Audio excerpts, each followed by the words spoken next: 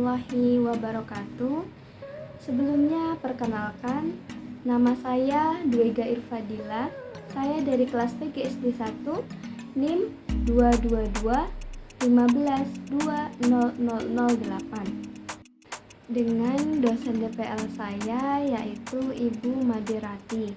Nah, di sini saya akan menyampaikan atau memaparkan tentang 3 poin. Nah, yang pertama ialah menyampaikan desain inovasi yang saya buat setelah melaksanakan review dan refleksi materi mata kuliah. Selanjutnya, poin kedua, menyampaikan atau memaparkan rencana tindak lanjut dari inovasi yang telah dibuat atau yang telah disusun. Nah, yang ketiga, menyampaikan perubahan paradigma mahasiswa tentang makna guru baik sebelum dan setelah mengikuti mata kuliah seminar PPG ini. Baik, sebelum saya menyampaikan 3 poin yang saya sampaikan di awal tadi, saya akan memaparkan dulu pada mata kuliah ini, pada mata kuliah seminar PPG, sebelumnya kami telah melaksanakan refleksi pada seluruh mata kuliah, dari mata kuliah semester 1 sampai semester 2. Nah, jadi pada kesempatan kali ini, saya akan menampilkan artefak dari masing-masing mata kuliah, yang dimana dipilih dari topik materi yang paling bermakna. Saya tampilkan berupa artefak pembelajaran terkait perkuliahan di setiap mata kuliahnya. Dari keseluruhan refleksi yang telah dilaksanakan, ada sebanyak 12 mata kuliah, di mana 9 diantaranya adalah mata kuliah wajib atau mata kuliah inti, dan 3 diantaranya adalah mata kuliah pilihan. Baik, setelah melaksanakan refleksi pada 12 mata kuliah dan melampirkan artefak pembelajaran yang terkait dengan perkuliahan, selanjutnya kami mahasiswa memilih 2 mata kuliah yang dianggap paling bermakna sebagai best practice yang digunakan untuk mendesain pembelajaran. Nah, jadi 2 mata kuliah yang saya pilih sebagai pengalaman belajar yang paling bermakna, yang pertama adalah filosofi pendidikan, yang kedua adalah pembelajaran sosial emosional. Nah, jadi ada diambil pada semester 1, mata kuliah semester 1, dan mata kuliah semester 2. Pengalaman bermakna yang saya temukan ketika mempelajari seluruh mata kuliah PPG ini yaitu berupa pengalaman baik secara teoritis maupun praktik, yang mana membuat saya mampu memahami setiap hal yang dipelajari pada setiap mata kuliah di PPG. Pengalaman tersebut dibangun melalui alur merdeka di setiap topik, di mana alur tersebut diberikan berbagai kegiatan yang mengasah kemampuan dalam berpikir kritis, berkolaborasi, mendemonstrasikan, mengkoneksikan, serta dapat merealisasikan berupa aksi nyata. Refleksi yang telah saya kerjakan memberikan suatu pemahaman baru dan gambaran bahwa telah banyak hal yang telah saya pelajari dan terapkan untuk menjadi guru yang profesional. Berdasarkan berbagai refleksi tersebut, maka terdapat mata kuliah yang memberikan pengalaman yang sangat bermakna, yaitu pada mata kuliah inti filosofi pendidikan dan pembelajaran sosial emosional. Dalam mata kuliah filosofi pendidikan Indonesia, saya telah mempelajari dan menemukan hal baru bahwa pendidikan pada saat ini harus bisa berpihak pada peserta didik dan memerdekakan peserta didik yang disesuaikan dengan kodrat serta kebutuhan peserta didik, sehingga dapat diketahui bahwa guru saat ini tidaklah menjadi sumber utama informasi, melainkan peserta didik dapat mencari sumber belajar dari mana saja dengan bimbingan dan pengawasan. Pembelajaran yang berpihak pada peserta didik, maka secara otomatis mereka akan mengaktualisasikan segala potensi dirinya secara bebas tanpa ada rasa takut dan cemas. Selain itu, dengan adanya pendidikan yang berpihak pada peserta didik, maka sebagai seorang pendidik, saya harus bisa meningkatkan proses pembelajaran yang saya laksanakan.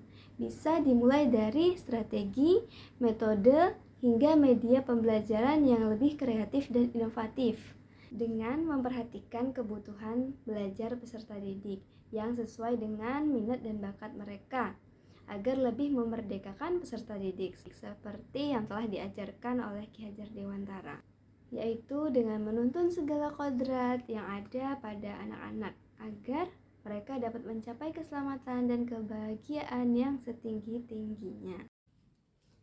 Ya, sedangkan pembelajaran bermakna pada mata kuliah pembelajaran sosial emosional, yang pertama saya mengambil 2 topik yang bermakna. Yang pertama itu pada topik 1, di mana kita mahasiswa harus mengetahui komponen pembelajaran sosial emosional yang nantinya dapat diterapkan saat pembelajaran maupun non pembelajaran. Nah, komponen ini sangat penting diketahui dan sangat penting diterapkan pada anak-anak, terutama di anak yang masih di jenjang kelas bawah, kelas 1, kelas 2, seperti itu. Nah, yang pertama adalah kesadaran diri. Kesadaran diri di sini ialah mengetahui apa yang benar dan apa yang salah, apa yang harus dilakukan dan apa yang harus didahulukan. Nah, untuk yang kedua adalah manajemen diri. Manajemen diri di sini siswa diminta untuk berkomitmen dalam arti waktu. Nah, karena sederhananya di lapangan masih banyak anak yang hadir terlambat. Nah, selain manajemen diri, ada pula pengambilan keputusan yang bertanggung jawab. Nah, untuk hal ini masih banyak sekali anak-anak yang belum mengetahui dia harus mengerjakan apa dulu. Dia harus memprioritaskan apa dulu. Karena ketika ia sudah memilih untuk mengerjakan A atau ikut berkelompok, kerja kelompok, tapi ia tidak menyelesaikan tugas yang diberikan dalam kelompok itu. Nah, banyak sekali ya ini terjadi juga di jenjang kelas bawah maupun kelas atas. Nah, kemudian itu ada komponen kesadaran diri. Komponen kesadaran diri di sini ialah di mana anak-anak itu dalam bersosialisasi. Nah, jadi rasa empati, toleransi, ya, ini lebih ke karakter bagaimana anak itu untuk bersosial. Itu sangat-sangat perlu ditanamkan dan dilatih. Nah, karena memang pada saat ini pada zaman sekarang karakter anak itu bisa dikatakan jauh sebelumnya, di mana ada fenomena yang dikutip dari Kompas bahwasanya anak zaman sekarang, apalagi dengan guru, ia berani merangkul guru dan berbicara yang dengan nada tinggi. Nah, itu juga harus dilatih bagaimana karakter sopan santunnya. Dan komponen terakhir ialah keterampilan sosial. Nah, keterampilan sosial di sini anak-anak di sekolah yang PPL 2 saya temui ini, keterampilan sosialnya itu sangat-sangat kurang, di mana mereka antara kakak kelas 4 itu tidak kenal dengan adiknya di kelas 1, adik kelasnya.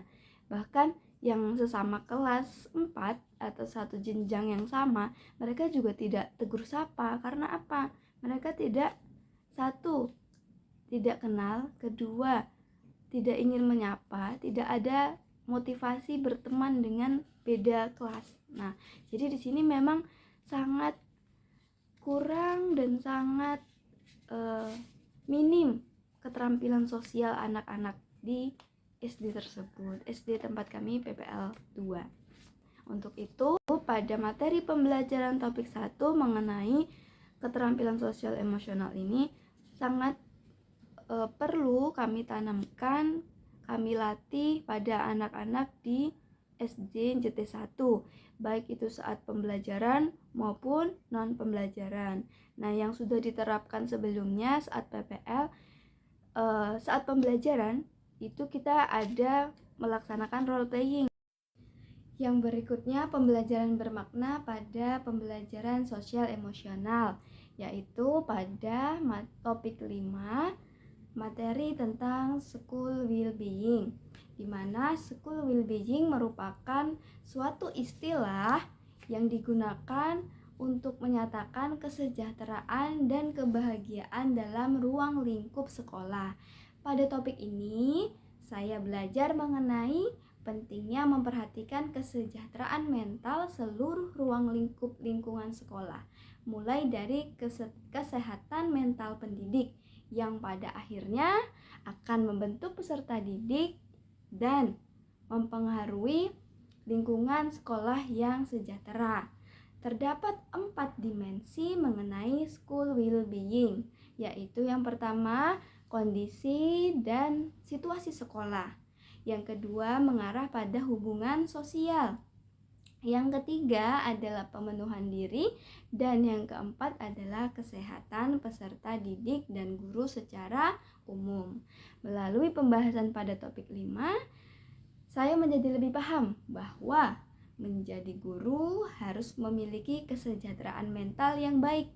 Karena jika guru tidak memiliki kesejahteraan yang baik, maka akan merasa tertekan dengan keadaan dan situasi, dan pada akhirnya akan mempengaruhi proses pembelajaran dan mempengaruhi kesejahteraan sekolah, khususnya pada peserta didik. Hal yang dapat saya tarik sebagai pembelajaran yang bermakna dalam mata kuliah Filosofi Pendidikan Indonesia, yakni untuk menjadi calon guru yang profesional, maka saya harus bisa mengimplementasikan pendidikan yang berpihak pada peserta didik dengan cara menciptakan pembelajaran yang lebih kreatif, inovatif, dengan memperhatikan kebutuhan belajar peserta didik, sehingga peserta didik dapat belajar sesuai dengan bakat dan minat mereka. Sedangkan hal yang dapat saya tarik sebagai pembelajaran yang bermakna dalam mata kuliah pembelajaran sosial emosional, yaitu bahwa program school well-being sangat penting diterapkan karena peserta didik akan bahagia dan sejahtera saat mengikuti pembelajaran, ya. Maksudnya di sini peserta didik itu tidak akan mengalami stres. Selain itu, peserta didik akan berkontribusi aktif, ya, sehingga mereka berkontribusi aktif di sekolah serta dapat mengembangkan potensi yang ada dalam dirinya.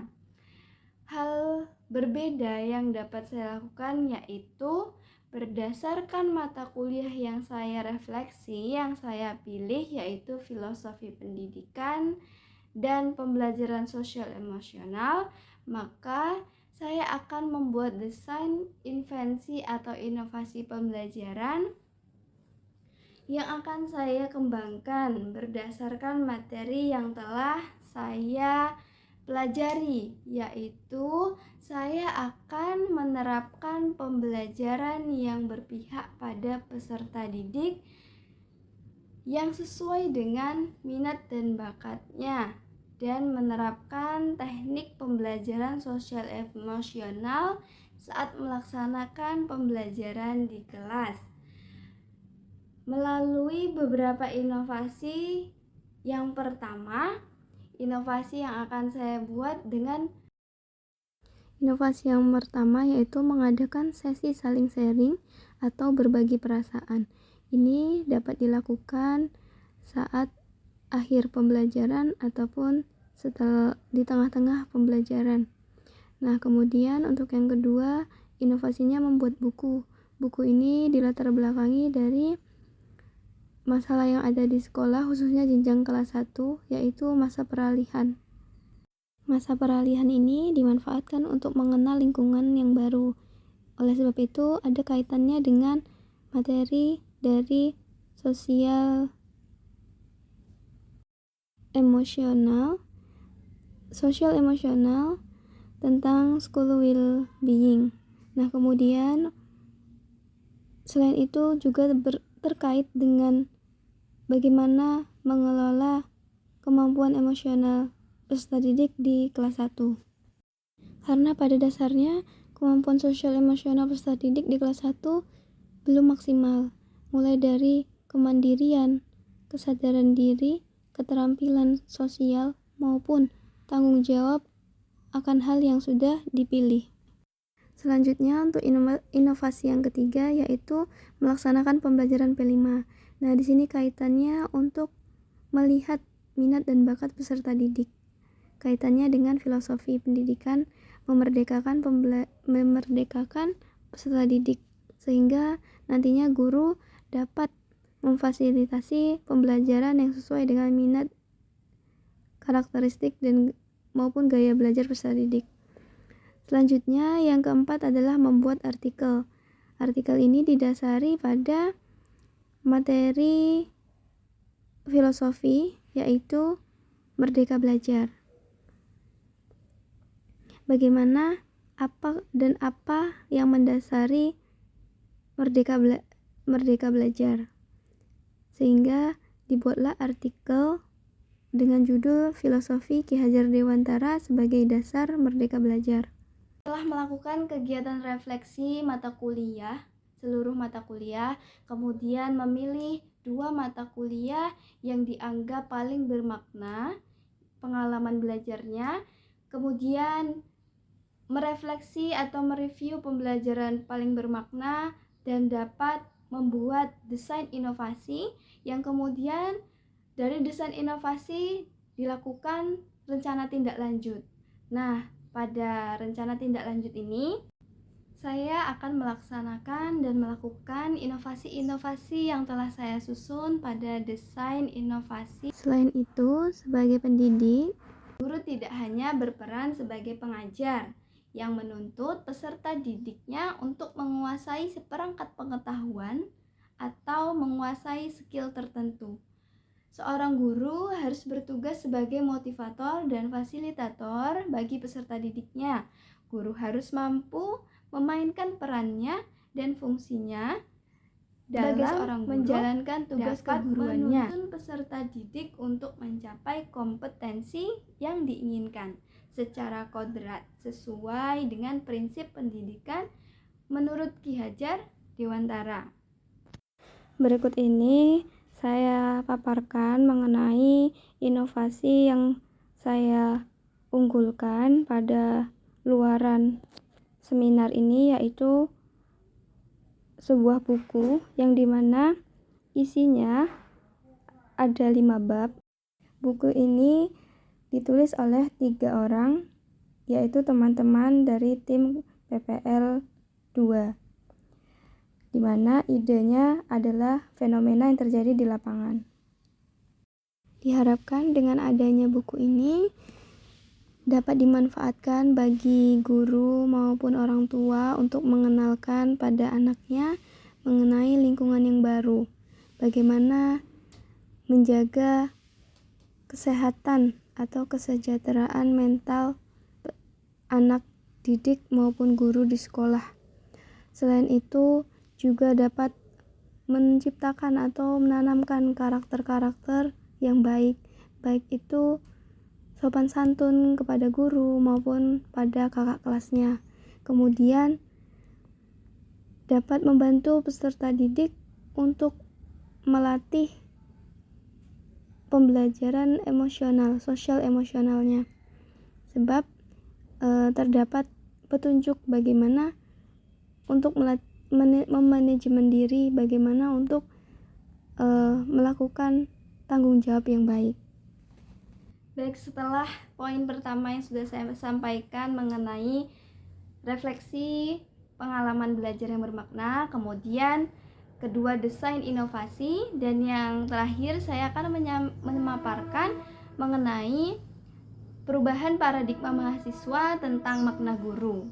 Nah, baik itu makna guru sebelum maupun sesudah mengikuti. Menurut saya, makna guru sebelum saya mengikuti perkuliahan seminar PPG ini, saya sebelum mengajar membuat rencana pembelajaran terlebih dahulu, tetapi tidak memperhatikan kebutuhan belajar peserta didiknya, sehingga ketika proses pembelajaran hanya keinginan guru. Namun setelah mengikuti mata kuliah seminar PPG ini, saya sadar bahwa makna guru itu sangat luas. Tidak hanya mengajar dan menyelesaikan administrasi. Sebelumnya ini ada dokumentasi dari berbagai kegiatan yang kami ikuti, yang kami laksanakan di SD tempat kami PPL 2, yaitu tepatnya di SD Negeri Jete 1 Sukoharjo, di mana SD tersebut merupakan SD rujukan. Makna guru bagi kami ialah guru tidak hanya berperan sebagai pengajar yang menuntut peserta didik untuk menguasai seperangkat pengetahuan atau skill tertentu. Nah, seorang guru harus bertugas sebagai motivator dan fasilitator bagi peserta didiknya. Guru juga harus mampu memainkan peran dan fungsinya dalam menjalankan tugas keguruannya. Nah, dalam hal ini berkaitan dengan inovasi yang telah kami sampaikan sebelumnya, bahwasanya di sekolah SD Negeri Jati 1 ini memiliki siswa yang banyak dan karakternya berbeda-beda, sehingga berkaitan dengan aspek sosial emosional. Nah, selanjutnya guru berperan besar dalam membantu perkembangan peserta didik untuk mencapai kemampuan optimalnya. Guru berperan sebagai pamong yang tidak hanya mengajar, tetapi juga mendidik, mengasuh, membimbing, dan membentuk kepribadian peserta didik, agar tujuannya dapat mengembangkan potensi yang dimiliki masing-masing peserta didik. Nah, di sini kaitannya adalah dengan inovasi atau refleksi yang sudah kami sampaikan mengenai filosofi pendidikan yang berdasarkan pada pemikiran Ki Hajar Dewantara, di mana guru itu mengasuh, guru itu menuntun peserta didiknya untuk mengembangkan potensi yang dimiliki masing-masing peserta didik. Nah, sehingga seorang guru harus dapat menjadi contoh atau teladan bagi seorang guru harus memandang tugas sebagai bagian dari ibadah. Nah, guru di sini sendiri bukan hanya profesi. Guru sendiri bukan hanya pekerjaan, tapi guru itu sedang berdakwah. Guru itu melakukan ibadah sehari-hari. Karena apa? Karena apa yang dikatakan guru dan siswa melakukan itu akan menjadi amal jariah seorang guru. Nah, maka guru harus bersungguh-sungguh apa yang disampaikan itu adalah yang benar. Nah, Ki Hajar Dewantara menyatakan bahwa dalam mendidik, peserta didik harus disesuaikan dengan bakat dan minatnya. Tidak dapat dipungkiri, dalam pembelajaran, guru bukanlah sumber utama untuk mencari pengetahuan dan ilmu. Apalagi saat ini Google adalah salah satu jalan peserta didik mendapatkan informasi, sehingga guru harus menyesuaikan perkembangan zaman di mana guru saat ini dianggap sebagai fasilitator dalam mengelola informasi yang ada secara efektif, membantu peserta didik dalam mengembangkan kemampuan kritis dalam memilih dan menganalisis sumber-sumber informasi yang relevan. Makna guru mencakup pemahaman bahwa guru bukanlah satu-satunya orang yang kaya akan pengetahuan, tapi guru saat ini lebih menghargai kontribusi dan pengetahuan dari pengalaman peserta didik, dan guru memfasilitasi informasi yang didapat peserta didik, serta maksudnya ialah meluruskan apa informasi itu, mengkonfirmasi bagaimana informasi itu tepat atau tidak, sehingga peserta didik mendapatkan pengalaman atau pembelajaran yang bermakna. Selain artefak pembelajaran terkait perkuliahan di awal, saya akan menyampaikan pun juga artefak pembelajaran terkait pengembangan diri. Di sini ada sertifikat, mengikuti seminar atau webinar yang berkaitan dengan pendidikan, kemudian ada LOA, bukti diterimanya naskah, artikel maupun buku.